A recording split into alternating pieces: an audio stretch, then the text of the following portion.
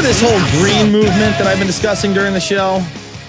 They're training you to use less. Sustainability is a buzzword for your slavery, for you paying taxes on your garbage, on your home because it's too big, on your power bill because you use too much, on your car because of its gas efficiency. Microsoft debuts power conservation website. Microsoft Corp on Wednesday unveiled its home website designed to help residential power consumers save money and reduce their environmental impact by conserving energy. They're not going to be saving money, folks. They're going to jack up the price of power. That's the plan. That's what we've been telling you from day one. These smart grids, these control grids, are only going to allow them to cap what you can use and charge you more for it. That's what this is about. Microsoft has been selling technology to the energy industry for years and is now targeting the home power market as the weak economy forces consumers to find ways to save money. And the government prepares to mandate the use of renewable and energy efficient to curb carbon emissions. It's about a carbon tax. You want to know when we can win? We can win this one. We can stop the carbon tax.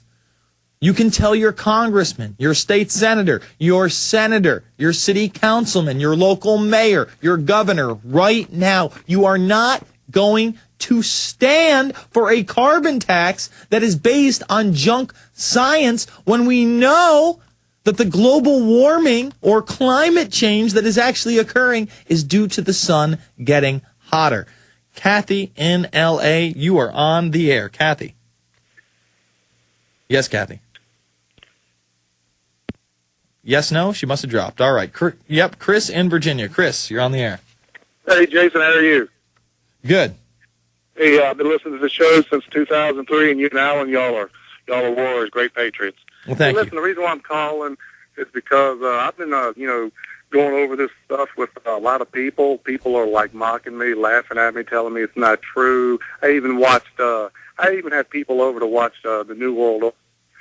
And they were like, mocking. They were making fun of Alex Jones, saying he was too dramatic. He had to be lying. Mm-hmm. I'm just calling to find out. You had one suggestion I can use to, maybe I'm going about things wrong. Maybe my tactics are a little. Well, I would say again, you find a spot off the bat that you can find common ground on. In other words, if your friends are religious, show them the Bohemian Grove ritual. Don't necessarily show them Alex Jones. Maybe just show them. Maybe show them Aaron Russo.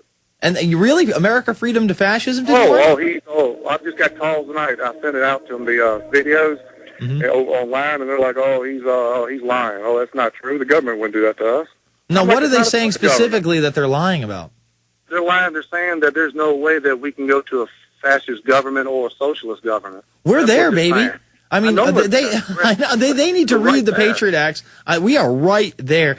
Some people are turned off by Alex's attitude or the persona, and the same way that some people. Oh, I know that you do, but there are also people out there that think the same thing about Michael Moore. I would just encourage you to not stop, to not move on. I mean, obviously move on to other people, but not just drop it. They're your friends, man. And I've had my friends and family laugh in my face too. But next week I'll be going back to New York, going to a wedding. Actually going to the wedding of the girl I took to the prom. She's a good friend of mine since I was like 12 years old. I don't get to see my high school friends that often. I'm giving them all movies. Last year when I went to a similar wedding, another high school friend, I gave her and her husband just a stack of about 15 movies. They ended up watching Loose Change Final Cut with the entire family, and she was just like, everybody in the room is really silent. I can't believe this. We hadn't watched any of this stuff. This is incredible. And now, I talked to her, and she's like, yeah, me and Carl both check Infowars every once in a while. We do try to keep up on the information. So even if you get them to be closet listeners,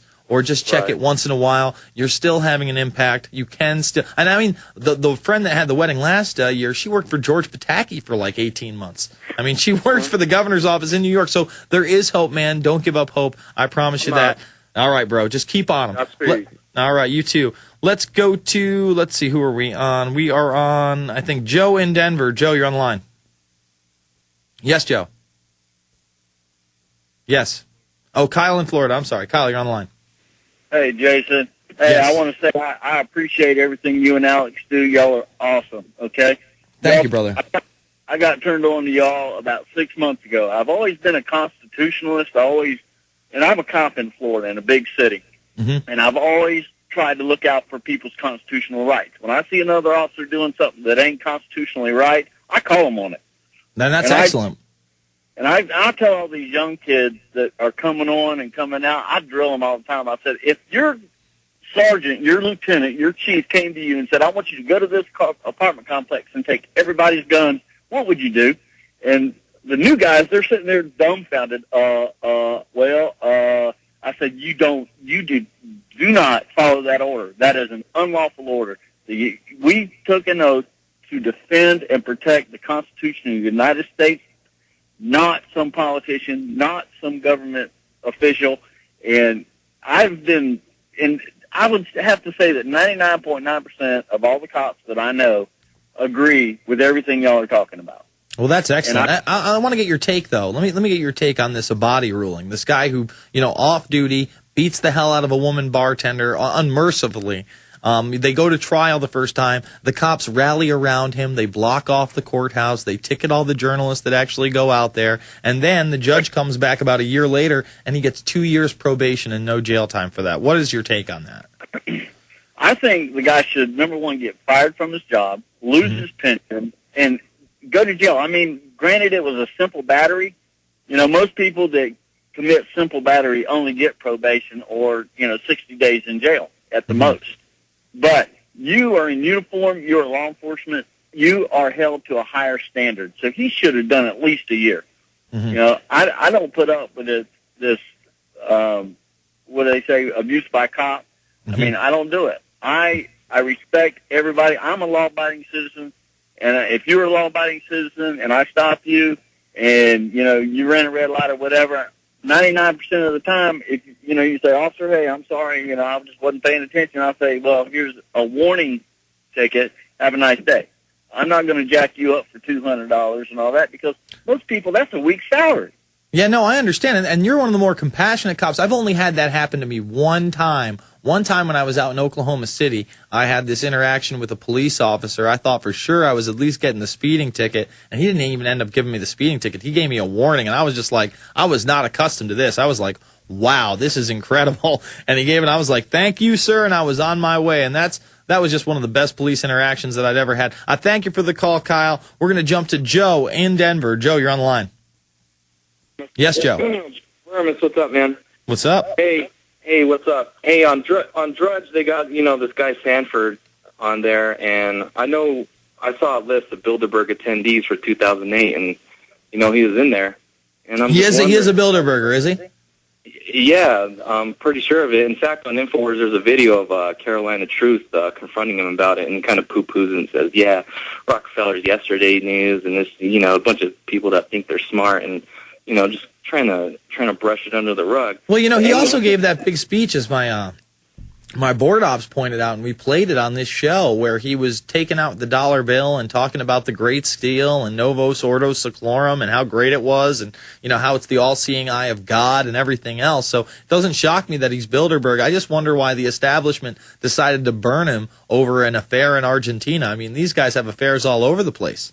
That's what my question was. What do you think he did? Do you think he was going too far with not accepting the money, the bailout money? Or that's my only clue. I mentioned that as well. I mean, this guy said he didn't want the stimulus money, and they said, well, if we're going to take the stimulus money, I want to pay off my state's debt with it. And they said, no, you can't do that. So maybe that pissed some people off. I mean, that's a possibility. I know there's infighting. It's not like everybody within this global governance system, this New World Order system, that's not only being built, but to some extent is already here. They do have, inner fights, and this could be just a power grab. This could be just a little kick to the backside and say, hey, don't mess around, man. Go with the program. We don't like that you tried to pay off the debt. Go with the stimulus bill. We're gutting this country, and you're going along with it whether you like it or not.